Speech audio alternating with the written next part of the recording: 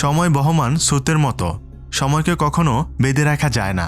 পুরনো বছরকে বিদায় জানিয়ে নতুন বছরকে স্বাগত জানানোর উৎসব 31st নাইট। নতুন বছরটি মুসলিম উম্মার জন্য অত্যন্ত গুরুত্বপূর্ণ।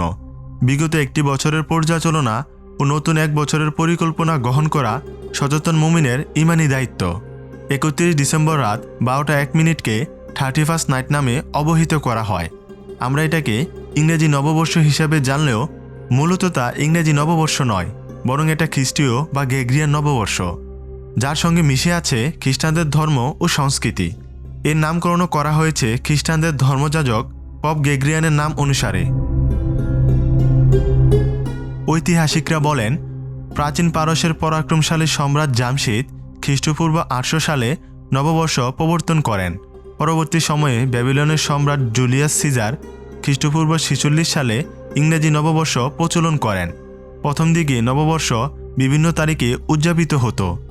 পরে 1582 সালে গ্রেগরিয়ান ক্যালেন্ডার প্রবর্তনের পর 1 জানুয়ারিতে নববর্ষ উদযাপনের দিন হিসেবে নির্দিষ্ট করা হয়, যার ধারাবাহিকতায় আজও বিশ্বব্যাপী ইংরেজি নতুন বছরের আগমন উপলক্ষে 31st নাইট উদযাপন করা হয়। অপ্রিয় হলেও সত্য যে বর্তমান সময়ে এই উৎসবটি বিধর্মীদের পাশাপাশি মুসলিমরাও বিভিন্নভাবে উদযাপন করছে।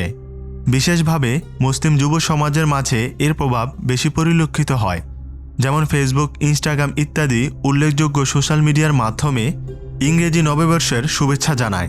এছাড়াও এ রাতে মহল্লায় মহল্লায় কিংবা বিভিন্ন শহরের অলিগলিতে কিছু মুসলিম নামধারী যুব সমাজ গান বাজনা, অশ্লীল নৃত্য, আতশবাজি ফোটানো, ফানুস উড়ানো, ডিজে পার্টি ও কনসার্ট প্রভৃতি বিজাতীয় সংস্কৃতির মাধ্যমে এই উৎসবটি উদযাপন করছে।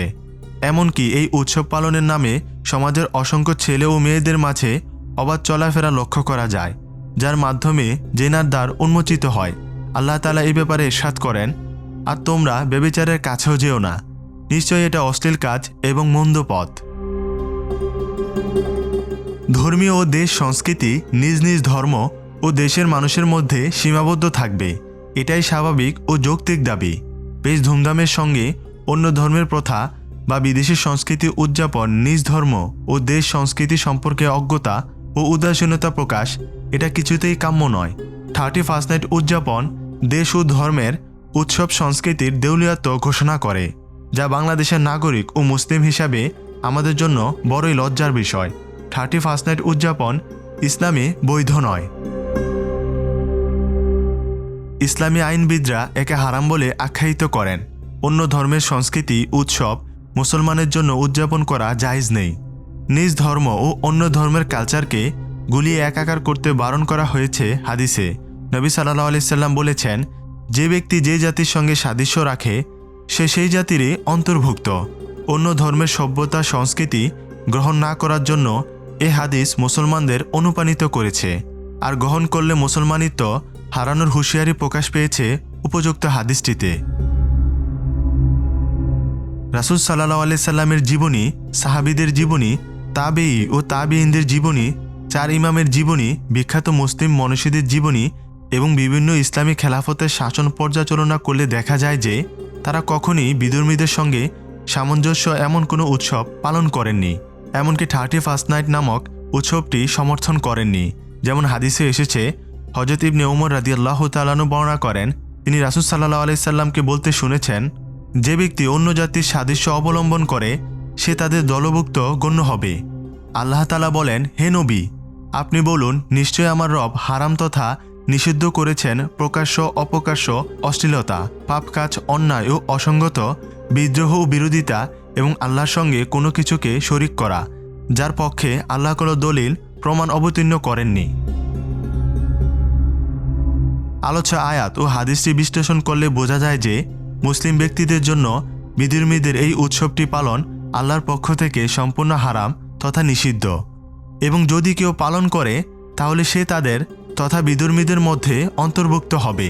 এবং আমাদের সবার উচিত বিধর্মীদের এই সংস্কৃতিকে পরিহার করা এবং এটা থেকে নিজেকে মুক্ত রাখা, পাশাপাশি নিজের সন্তান, পরিবার, আত্মীয় স্বজন সহ সবাইকে এই উৎসব পালন সম্পর্কে ইসলামের অভিমত অবহিত করা এবং সবাইকে সতর্ক করা। কেননা আল্লাহ তাআলা পবিত্র কোরআনে বলেছেন, হে বিশ্বাস স্থাপনকারীরা, তোমরা নিজেদের এবং তোমাদের পরিবার পরিজনকে রক্ষা করো আগুন থেকে।